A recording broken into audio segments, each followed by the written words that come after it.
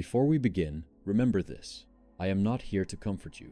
I am here to remind you that comfort has always been your greatest sedative. Do not flee the discomfort that these words bring. Let it sit in you like a stone beneath water. If you can remain still long enough, you will see through the pain instead of away from it. That sight, however bleak, is where freedom begins. You were not born by choice. No one asked to enter this spectacle of light and decay. You opened your eyes into a world that had already begun, a play whose first act was written without your consent. From your first breath, you became participant and victim at once, chained to a body that hungers, a mind that dreams, a heart that expects. Life does not ask permission, it demands endurance. We like to imagine life as a gift, but a gift requires intent, a giver, a purpose. Existence is not kind enough to offer those. It simply unfolds, indifferent to our gratitude or complaint. The newborn's first cry is the truest philosophy. It is the sound of consciousness discovering its captivity. And yet, that cry is also the first act of strength, the first defiance against the void. Suffering is not the exception. It is the grammar of existence. To live is to ache, to want, to lose, to begin again knowing the ending is always the same. Pain is not the enemy. It is the proof that something within us still resists dissolution. The stone does not feel, the tree bends without knowing. But man feels, man questions, man endures. We are the animal burdened with awareness. That is both our curse and our crown. Advice, if you can call it that. Do not seek to erase pain. Instead, observe it with surgical calm. Ask it nothing. Offer it no resistance. Every attempt to escape pain forges a deeper chain. Endure it, not as punishment, but as proof of participation in this grand and senseless orchestra. To feel deeply is to exist honestly. Now let us speak of desire, the invisible tyrant.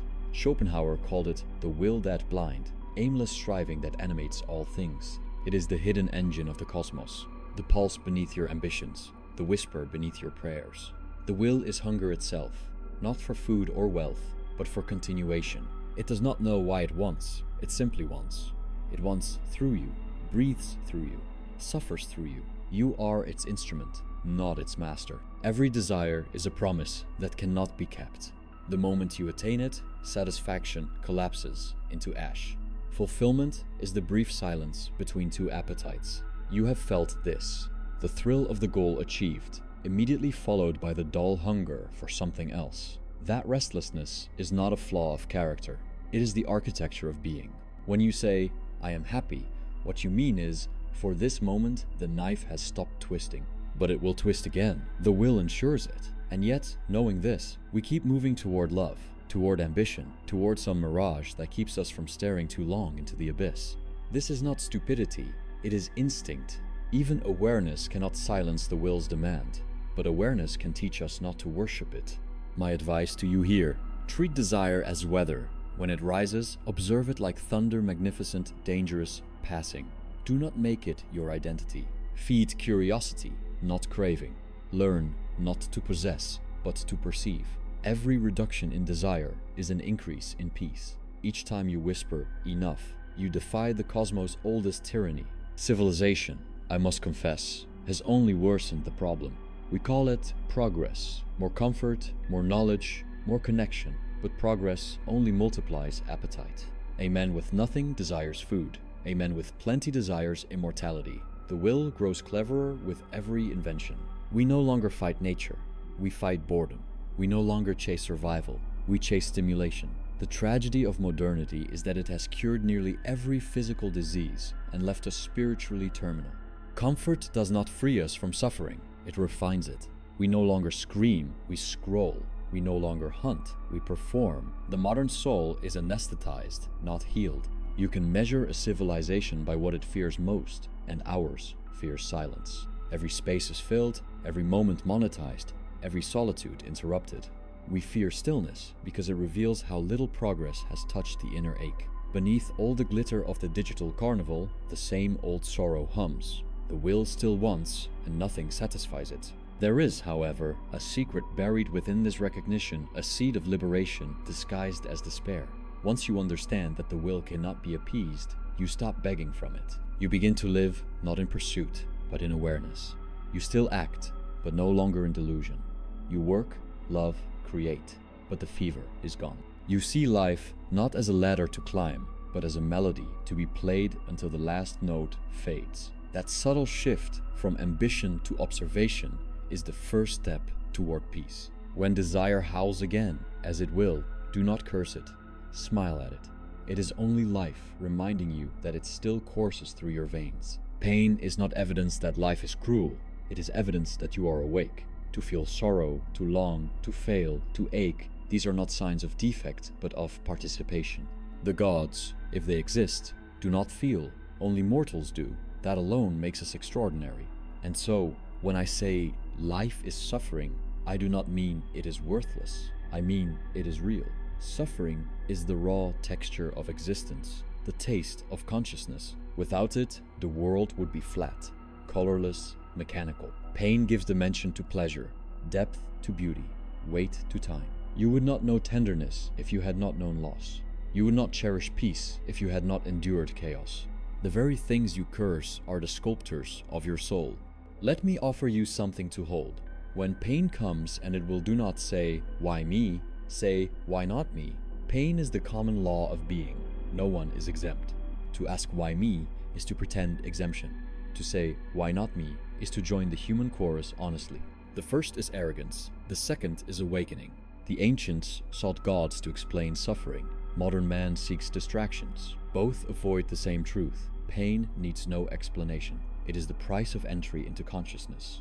But there is a strange alchemy in this. When you accept pain as inevitable, it changes flavor. It no longer feels like punishment, but like weather, indifferent, transient, instructive. That shift is small in thought, immense in effect. One more piece of counsel: withdraw daily from noise. Even 10 minutes of honest silence will frighten the false self more than 1,000 arguments. Sit in it, let the cravings fidget and die down. What remains beneath the noise is not despair, but clarity. That clarity is the first taste of freedom. And now, as we move deeper, remember, life will never stop wounding you, but you can stop confusing those wounds with failure. They are evidence that you are alive, that you still feel, that the machinery still hums. Do not rush to heal everything. Some pain is meant to stay, not as injury, but as reminder. It is through pain that consciousness expands its range. Without it, you would be nothing but instinct. With it, you become awareness itself. So, my friend, sit with this first truth. Life is suffering. Do not flinch. It is not a curse. It is the cost of existing as something awake. From that acceptance, all real strength begins. The world does not owe you happiness, but it does offer you meaning not as reward, but as reflection. To see clearly and still remain is the rarest form of courage. And if tonight, as you lie in the dim light, you feel the weight of it all pressing down, remember this. The same force that makes you suffer also makes you capable of wonder. The same heart that aches for relief is the one that marvels at the sky. To live is to hold both the wound and the beauty, without demanding that one erase the other. That, I think, is what makes life worth living. Before we go on, keep this close. Not all that feels good is good, and not all that hurts is evil. If you remember that, you will no longer be deceived by the shimmering illusions that pass for happiness. The task tonight is not to destroy hope, but to make it honest. You have been taught since birth that happiness is the purpose of life. Every story, every institution, every advertisement conspires to convince you that the one who smiles longest wins. It is the most profitable lie ever sold, a narcotic disguised as virtue. The world repeats it so often that misery becomes shameful. You are allowed to be anything except honest about your sorrow. But consider this: if everyone is chasing happiness, why is everyone still restless? The answer is simple: because what they chase does not exist. Happiness, as society defines it, is a state of permanent pleasure, an emotional equilibrium immune to pain. But life does not grant permanence to anything. Every joy is born with its death date. To demand that pleasure last forever is to demand that time stand still. And so, we pretend. We learn to perform joy. We post it, sell it, rehearse it, and defend it as proof of success. Yet even as we smile for the cameras, an invisible fatigue spreads inside us, the exhaustion of maintaining the mask. We have built an empire of denial, and we call it civilization. Listen carefully. Happiness is not the goal of existence. It is an interval, a pause between storms. Its brevity is what makes it beautiful. The music of life depends on silence as much as sound. To expect happiness to last is to despise its nature. Only the ignorant demand that roses bloom in winter. When you find yourself in pain, you will be told to stay positive. That phrase is the religion of the anxious, the incantation of those terrified of their own depths. Positivity, when used as denial, is cowardice painted bright. Better to be sincerely broken than falsely whole. The cracked vessel lets the light through. My advice to you here: stop performing happiness. It is not your duty to make others comfortable with your pain. Let sorrow speak in its own tongue. There is more honesty in tears than in forced laughter. The man who admits his misery has already begun to outgrow it. The man who hides it becomes its servant. Now, let us go deeper. Beneath the lie of happiness lives the true law of existence. Everything that grows must suffer. Pain is not the opposite of life. It is life's instrument of depth. Without resistance, there is no form. Without loss, no awareness of possession. Without death, no love that means anything. It is suffering that teaches attention. When pleasure arrives, the mind drifts. When pain strikes, it awakens. In anguish, we notice the smallest things, the weight of breath, the tremor of light, the fleeting warmth of another hand. Suffering sharpens the lens of perception. It sculpts the soul's geometry. That is why the shallow are often cheerful, and the wise seldom so. Advice again: do not flee the moments when life hurts most. They are your appointments with reality. Do not ask them to pass quickly. Ask them to reveal themselves fully. What does this pain want you to see? Where does it point that joy has hidden? If you stay with the discomfort long enough, it will begin to speak a language older than words. Consider art that strange alchemy where agony becomes beauty. Every work of depth, every melody that breaks you open, was born from someone's suffering refined into pattern. The artist is not happier than you. He is merely more obedient to pain. He does not resist it, he listens, shapes, translates. Through him, existence examines itself. Through him, torment becomes testimony. When you listen to a symphony that moves you to tears, you are hearing organized suffering. The beauty lies not in the absence of pain, but in its transformation. That is what you must learn to do with your own life. Turn torment into texture. Make meaning not by erasing your sorrow, but by giving it form. Every scar can become a line in a greater design. We spend so much time asking life to be kind that we forget it was never designed for kindness. It was designed for expression. And expression requires contrast. Imagine a painting without shadow, a melody without dissonance, a story without conflict. It would be unbearable in its shallowness. The same is true of existence. The ache gives the beauty its resonance. The wise do not chase happiness. They cultivate lucidity. They understand that pleasure and pain are not enemies, but alternating currents of the same force. You cannot have one without the other, nor should you want to. The secret is not to chase the high or avoid the low, but to stay awake through both, to observe the movement without identifying with it. Advice again: when you are happy, do not cling. When you are sad, do not curse. Both are weather patterns moving through the same sky. Be the sky. The sky does not argue with the storm. It allows it, endures it, and then remains. If you learn to suffer consciously, you will begin to glimpse the strange gift hidden within pain: compassion. Not the shallow kind that pities others from a distance, but the deep kind that recognizes the same wound in every face. Once you have truly suffered, you stop asking who deserves kindness. You give it freely because you understand that every being is staggering under an invisible weight. Suffering, when understood, destroys pride. It shows you that intelligence, status, morality all crumble before the simple fact of pain. The wise are gentle because they see the shared tragedy beneath all difference. They forgive not because they are saints, but because they are tired of cruelty's futility. Let this be your practice. When you meet someone bitter, remember that bitterness is pain that has forgotten its name. When you meet someone cruel, remember that cruelty is suffering disguised as defense. When you meet someone joyful, remember that joy, too, is temporary and therefore sacred. To see this clearly is to love the world, even as it breaks you. All depth, all art, all love, they begin in suffering. The man who has not been wounded can only speak of pleasure. The one who has can speak of meaning. Pain, once accepted, becomes intelligence. It reveals the architecture of things, the hidden symmetry between destruction and creation. When something in you shatters, Look closely. You may find that what broke was not the soul, but the illusion surrounding it. You will come to see that the worth of life is not in its comfort, but in its consciousness. The ability to know, to reflect, to endure this is what makes existence remarkable. The animal suffers blindly. The human suffers and knows it, and through that knowledge transcends it. If you remember nothing else, remember this. Suffering is the price of admission to awareness. Those who would avoid it must remain asleep. To live awake is to hurt, but also to see, to feel, to understand. That is the quiet grandeur of being human. Advice before we continue. Write your sorrow, give it shape, speak it aloud to no one or to the stars. The act of expression is not therapy, it is transmutation. To name pain is to lift it out of chaos. You will discover that once spoken, your agony no longer owns you. It stands beside you, smaller, defined. That is what all art does. It makes suffering bearable by making it beautiful.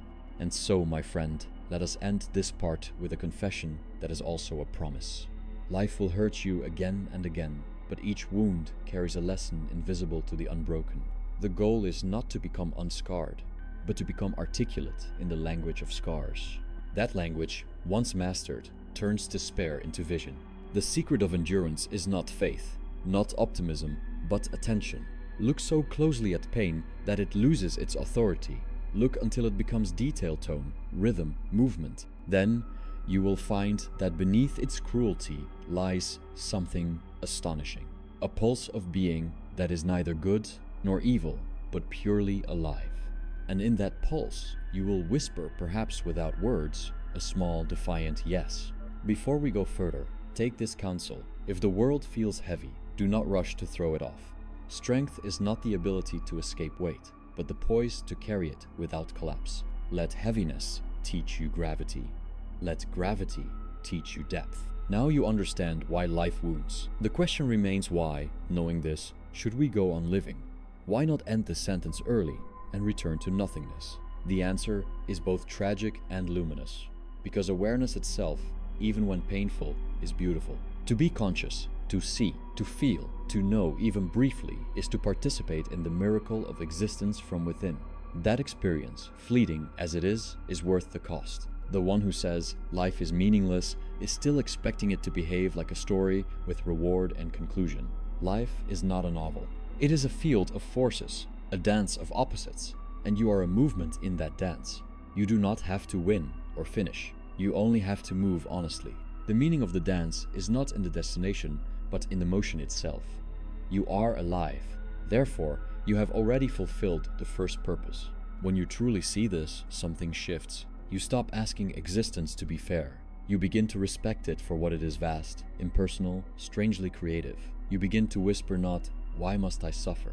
but "How remarkable that I can feel at all." This is the beginning of affirmation, not the shallow optimism of the crowd, but the deep, wordless yes of one who has looked into the void and stayed. Advice: whenever despair whispers that it would be easier not to exist, answer quietly, "Perhaps, but I am already here." That simple acknowledgement disarms despair. You are here, breathing, perceiving, capable of tenderness and terror. Even if everything hurts, it is still a wonder that anything is. Existence owes you nothing, yet it gave you itself. That, though small, is a miracle. To live with eyes open is to live tragically, but tragedy, understood, is not defeat. It is majesty stripped of illusion. The Greeks knew this. They wept for their heroes, not because they fell, but because they fell beautifully. Dignity is not avoidance of death, it is awareness of it. You cannot choose immortality, but you can choose how lucidly you meet impermanence. Advice: do not strive for happiness, strive for clarity. Clarity will make you suffer. At first, it will strip away comforting lies, but in time, it will turn suffering itself transparent. When you understand the structure of your pain, it no longer feels like chaos. It becomes music dissonant, unresolved, yet strangely harmonious with everything that lives. The courage to live despite knowing is the purest form of strength. The child lives because it does not yet understand. The fool lives because he refuses to think. The wise live because they have understood and still say yes. That yes is not naive. It is deliberate. It does not deny darkness. It includes it. It says, even this belongs. Guantin. To affirm life is to accept that joy and pain are one fabric, that the rose's beauty is inseparable from its thorns. When you embrace this, suffering no longer feels like violation. It becomes texture. You stop asking for paradise and start marveling at complexity. You see that the same sun that burns the desert also warms the seed. The same tide that erodes cliffs also carries ships. Existence is ambidextrous. It destroys and creates with the same hand. Advice: practice gratitude, not as emotion, but as recognition. You do not need to feel grateful. You need only to notice. Notice the breath entering without command, the pulse that has not yet stopped, the way light touches ordinary objects with indifference and grace. Gratitude is attention minus complaint. When you begin to see life this way, suffering loses its sting. It does not disappear. It transforms. You feel it and know it as part of something vast, rhythmic, self-balancing. You become less a victim of experience and more its witness. And in witnessing, there is serenity. Serenity does not mean you are never disturbed. It means disturbance no longer dethrones you. The world continues to storm, but you have learned the architecture of the storm.